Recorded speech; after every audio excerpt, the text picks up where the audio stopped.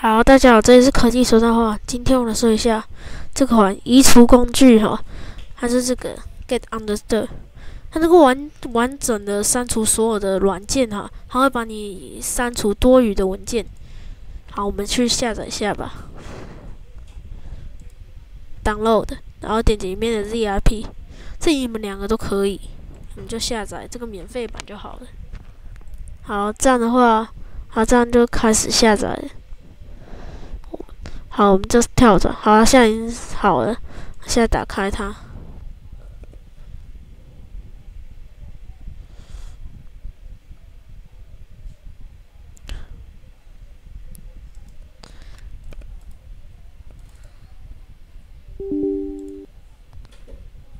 好，这些呢，它都可以删除它。那我们就随便找个能用得到的。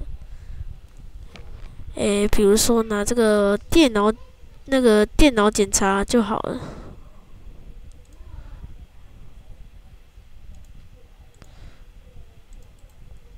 解除安装，然后我们就下载一个，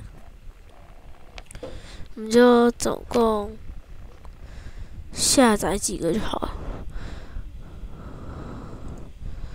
好，当然呢，如果你删不掉的话，那我们就那个鼠标右键哈，我们右键，真服了。好，这样取消。我们重看一下它。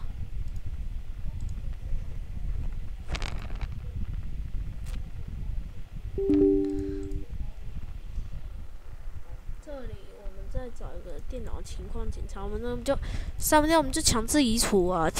还没有，它现在是有扫描残余的档案、资料夹，还有注册项目。它这样可以帮你检查，有没有？因为这个 PC 我们找一下 PC， 有没有 PC Health Check 啊？就是这个电脑健康检查。大家看一下，这是微软提供的。然后这个我主要是来用这个 Windows 11的简介的。好，这个就是没有要用了。好，我这样的话，我现在把它按完成，那它的遗留项目就会没有了哈。这样可以省我们的空间。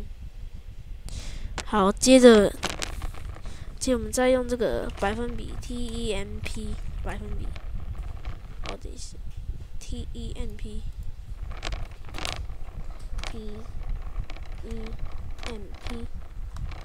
它这个资料夹那里的档案我们都删掉，可以节省空间。好啦，今天影片就到这里了，喜欢影片要按赞嘿。